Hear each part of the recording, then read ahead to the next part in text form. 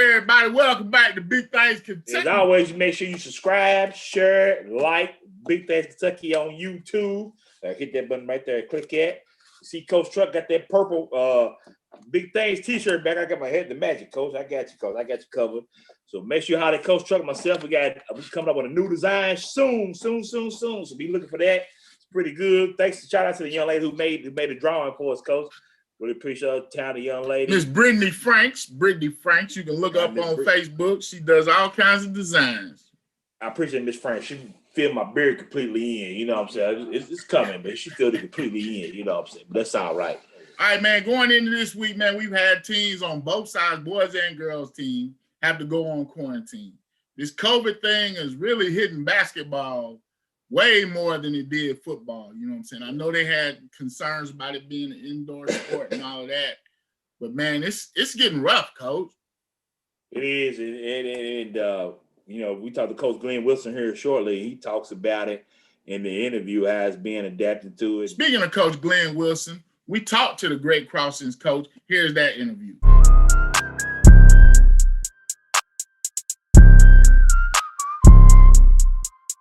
Coach, what's going on? Nothing much. How you guys doing? Now, Coach, last year was your first year, you know, being a head coach. Just kind of tell us about your first year experience with the Warhawks. Well, you know, the first year was great. We had a lot of kids who didn't have a lot of experience. But 2 kids had a lot of experience. So it was, they're getting to learn they knew me, but getting to learn each other and get to learn to play with each other. This year, man, it's totally different. You know, they got the experience. You know, expectation are higher. You know, last year we didn't have no expectations. You know, get out there to see what we can do. So expectations are much higher. You know, we plan on do bigger and better things. Now, Coach, you spent a lot of time on the staff with Coach Helton. You've been very successful in Scott County. You know, what did you take from that into setting up your program? Well, you know, if anybody see us play, you know, we ought to do a lot of the same things. You know, these kids that when I was working in Scott County, I worked with the freshmen, and then, of course, I worked with JV and varsity as well. But my main goal was to develop the youth and with the defense. So a lot of things they do at Scott County that we do. You know, our main goal, we want to run and gun, get up and down the court, knock threes down, attack the rim. Just make it 32 minutes of hectic. That's what we wanted to do. So that's pretty much, I brought pretty much the same type of system to Great Crossing, and it fits our team. Big Coach, man, like I said, got off to a hot start you have so far for season to the COVID hit. So how's it dealing with all that? And it's been crazy, man. We've been dodging the bullet. You know, we started out the season. We had our first practice. We practiced for 6 days, had shut down for 2 weeks. Then we come back for another 6 days. We shut down for 3 weeks. And then, you know, we get back after Christmas, everything's going smooth. And then, you know, after a week of play, boom, we shut down again. So it's just, you know, something we got to deal with. Everybody's got to deal with it. So, you know, we just take one day at a time and see what happens, you know. All right, Coach. So now that you're on this quarantine break, man, what are you doing with your team, or how do you do to keep them, you know, keep the continuity going with such a great season? Basically what I do, you know, we have this little messenger thing. I send out messages every day. You know, make sure you keep up your conditioning, because that's the main thing. If you can keep up your conditioning, and which we've been done, this is like the, you know, 3rd time we've been on this break. And, you know, you can tell the kids when you get back in that first day who's been doing the work who hadn't. So for the most part, majority of them have been doing the conditioning. You know, it usually take us about a day or 2 to get back into it. Like, you know, when we get back, we get to come back Sunday. You know, we play a district game against Frankfort on Tuesday. So we got 2 days to prepare. Wow. So, you know, that's basically all you can do. You can't do nothing else, you know. So during this time, like I said, Coach said to follow up. He said, all right, so when you get back that Sunday, I appreciate you trying to get a practice in that Sunday. I definitely had Monday. Now, are you working on condition? Are you trying to put your game plan in such a little time for Tuesday? How's that? Just pretty much the same normal practice schedule what we do. You know, how my practice is set up, we get a lot of conditioning and doing all the different drills and stuff. So we'll go back to the basics of doing that first day, and then on that Monday we'll start breaking down the game tape and film. You know, main thing, you know, we got to pretty much worry about ourselves, what we can do, then worry about the other team. That's always been the biggest problem.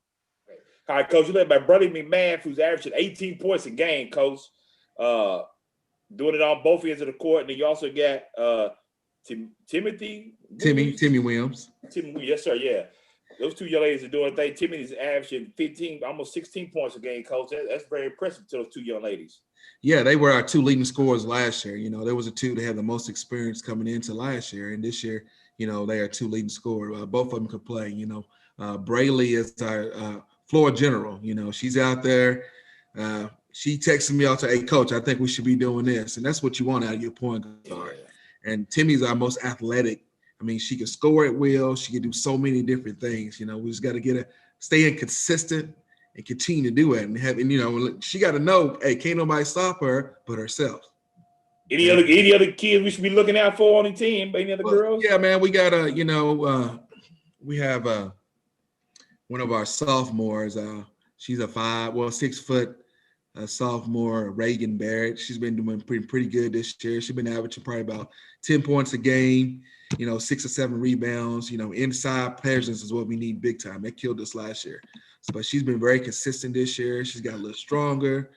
You know, one of another starters, junior, is Rachel Smith, good shooter. You know, she's averaging about around 9 or 10 a game. So we got several kids close to knocking on the door, getting double figures right there. And we got some younger players. We got some younger kids that, you know, we've been on tough trying to get them to step up.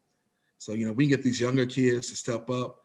You know, hey, the sky's the limit. Then, coach, like I said, you had a pretty good season last year, 16-16, got a good start this year. Do you feel like this team has the pieces to make a run for the Sweet 16 if we can get through it, Lord willing? Oh, yeah, I think we have the pieces to the puzzle. You know, it's our biggest thing this year is being consistent. You know, we got consistent, come out there and play hard, play smart, play together as a team. And there's still the little things. You know, at first we're 4-1. And we lost to Franklin County. We just came out not ready to play. You know, we've been shooting the ball over 45%, and in that game we shoot the ball 33%. You know, you can't win in big games shooting 33%. You know, and that was one of the things we did last year. We didn't shoot the ball well, and this year it's been totally different. Been shooting the ball very well. So I think we have the pieces to the puzzles. Just everybody, you know, playing their role, deciding what they need to do to be successful, and believing it. You know, that's the biggest thing. They got to be believing it. Well, Coach, man, we wish you the best of luck, man. Hopefully this quarantine, y'all can get through the rest of the season scot-free, and we'll be looking forward to y'all later on, Coach. Oh, thanks, man. Appreciate it. Come on anytime. Just holler at me. Coach, thank you, Coach Wilson, for joining us, man, for great crossing, great interview. Love having him on. We had him on last year with us, talking about the Sweet 16 special, so it was good to have Coach on. Yeah, and looking for big things out of Great Crosses, Coach. All right, Coach, I also got a chance to say that with Jarrod Gay, head coach of Tates Creek, former defender, as he talks about this season, how it's been.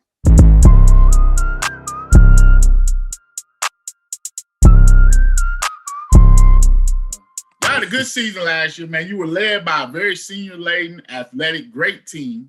Y'all put a lot of teams on notice. Now you kind of almost starting over this year, essentially with your young team. How has that been? It's been a blessing. It's been a blessing because you're still able to teach the game and try to help these young kids develop and learn. But it's also been very difficult because now, like even for the fundamental standpoint of the game, you got to make sure that these kids are in triple threat every time. To where last year I didn't have to talk about it. Kids coming to jump stops every time. This year I got to drill it daily. Come on, guys, jump stop, triple threat. Make sure you're pivoting the right way. Make sure you're moving your feet, not using your hands. And it's just not having that summer in the preseason really hurt the young teams. It's kind of like how you see in college basketball now, all the blue bloods, the Carolinas, the Dukes, Kentuckys, the Kansas. Did you say Carolina, Coach? I'm sorry, I don't want to interrupt you. Did you say Carolina, Coach? All right, Coach. I won't interrupt him. Excuse me. Coach, we thank you for joining us today. We got to cut this interview short. Talk about my heels now, Coach. You leave my heels alone now. You talk about Kentucky and Duke stroke. We all right right there. We good. But we continue the interview. I'm sorry, Coach. Yeah, man. It's just, with the young groups and like I said, not having the time to really teach. So I'm starting all over, brand new guys. But the guys that I have has been in the program. So they know they kind of have an understanding what is expected. But they don't understand, or they're just now understanding the pace of the varsity game. They understanding like how you have to cut hard every time, or how you have to sprint every time. It's not JV, it's not freshman. Because on the varsity level, if you don't cut hard or you don't sprint to your spot, et cetera, or you don't block out that time could cost you, 2 points, and it could cost your team a foul. So, we just try to implement that.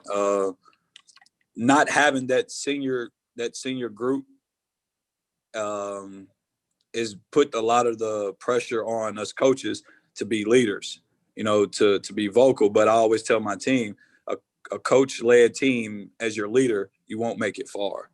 You guys, you players, you guys have to hold each other accountable and lead yourself. So that's what we're trying to develop. So I got one senior this year, which is RJ Smith. He played significant minutes last year, and now he's learning that leadership role that he's in now. Now, who are you counting on? When you say that with the leadership role, who are the guys that you're counting on to lead this team this year through this brutal 11th region, Coach? Well, RJ Smith, of course, since he's returning guy who plays significant minutes. I have Camden Combs, a guy, he doesn't show up a lot in the stat sheet because he's doing the dirty work. He's diving on the floor. He's taking charges. He's boxing out. I got on him one game. He had like 2 rebounds for the entire game. And I'm like, Cam, like, what's going on? But I look at the film, and he's boxing out every time. So he's driving his man out, hopefully for somebody else to come and get it. And that's a tough task. People don't understand how hard that task is. But I have RJ Smith, Camden Combs. I also have Sam Parrish, who's playing really well. He's doing a lot of great things outside of the basketball part. They're in a group chatting after a game. Hey, guys, look, we got to get it back in practice, correct our mistakes, and get ready for the next one. So that's really big for him. Now, speaking of Sam Parrish, it seems like he's made a lot of growth from early on from being on. I see his track his process, how he's been doing. It's like he showed glimpses last year, then it kind of disappeared during the year. So to see him come back on, what do you equate that to? Well, just the maturity. It's as he's growing up, he's starting to mature. He's starting to take the responsibility, taking ownership, and that's what we preach in our program is be accountable, the ownership and the things of that nature. And when you do that, you start to see the development in your game, and it's not necessarily on the court; it's off the court stuff first. We talk about your approach. How do you prepare? When he does those things, and as you can see this season, he's playing really well. Now, Coach, I kind of want to talk about something that a lot of people don't talk about, man, is how are you dealing with your kids as far as, you don't get the time that you normally have with them. You don't see them during the school and all that.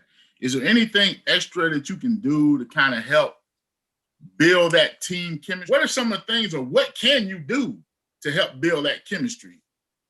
Well, you're very limited in the things that you can do. I know a lot of people are doing Zoom calls, things like that. And we took advantage of the time that we do have as far as getting together. So instead of a practice, we came up with the team bonding, and where we had games and we depended on each other. And we gave them a winner. There was a winner, 2 winners actually. It was one group, they got gift cards to Dick's Sporting Goods. The other group got gift cards to Chick-fil-A. And so we made it competitive that way without using the basketball. One of the games that we played was putting a puzzle together. Hey, some guys struggle with putting a puzzle together. Well, you're going to be on the court with this guy, right? How are you going to communicate? How are you going to work together to get this puzzle put together? We did another activity was with the balloons. We had 10 balloons. You had to blow up 10 balloons and tie them together, right? Well, some kids, these new kids, they don't know about balloons and blowing up work together, and we just did more things like that can translate to the locker room time, can translate to doing the team bonding activities that we usually do every year, but we was limited. So we kind of took away from practice time to do that stuff.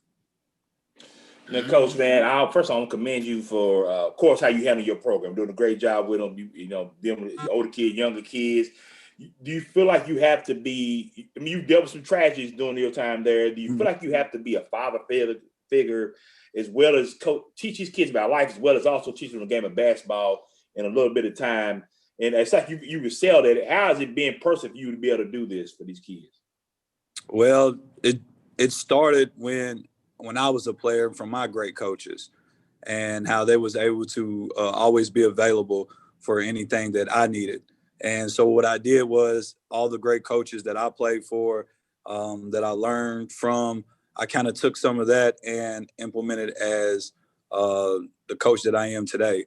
So one thing that me and my coaching staff does, we always try to be available to our kids.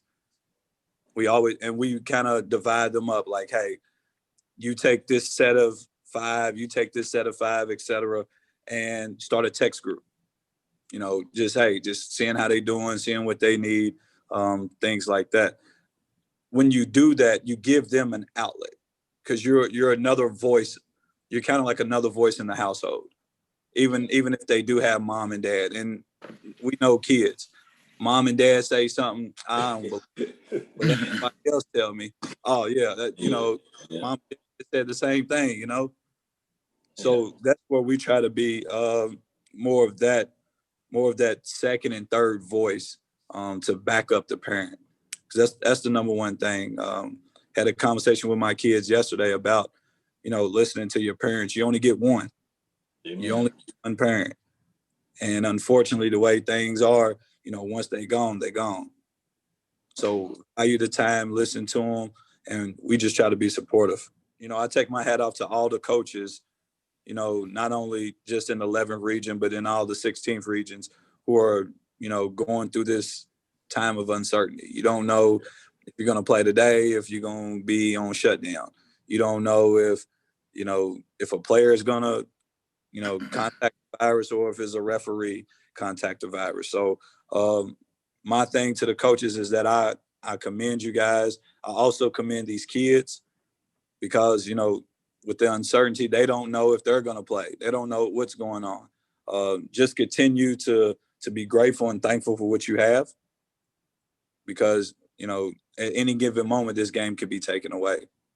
Coach Gay, man, always a pleasure to sit down with a young cat doing what you're doing for the community and for your program over there. Wishing nothing but the best on the season, man. All right. Thank you, man. You guys be safe. But like he said, you know, hats off to all the coaches and players, man, that's going through this. Like he said, you don't know what's going to happen. You just got to keep plugging away. That's it, Coach. We just see what happens. Like I said, right now, we're just trying to get kids back into classrooms, which has been a chore itself. So much less trying to play sports. So hats off to all the administrators, all the people in the school systems. We got to make those decisions, Coach.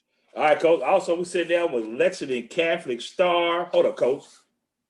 Ben Johnson just scored again, Coach. We got Ben Johnson hot off the press from 51 points on Monday night. Coach, you lucky as heck with these interviews, Coach.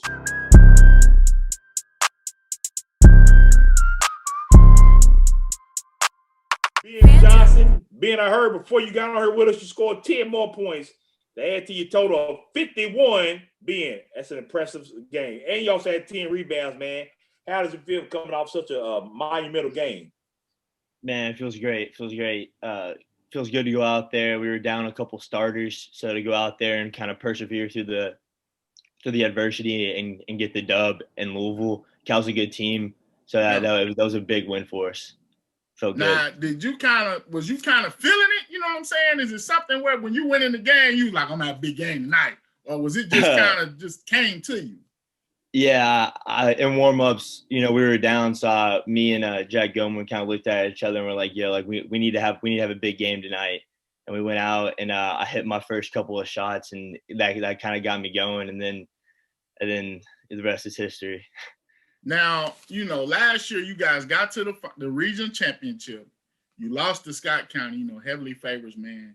Do you feel like kind of like unfinished business this season, man? Did that leave a bad taste in your mouth? Definitely left a bad taste in my mouth. It sucked. You know, we went in favorites. We thought we were going to win. got upset by Scott County, and that was devastating. It sucked. I'd been working hard on the off season trying to get back, and I want another chance at the region title and hopefully make it to state this year for sure.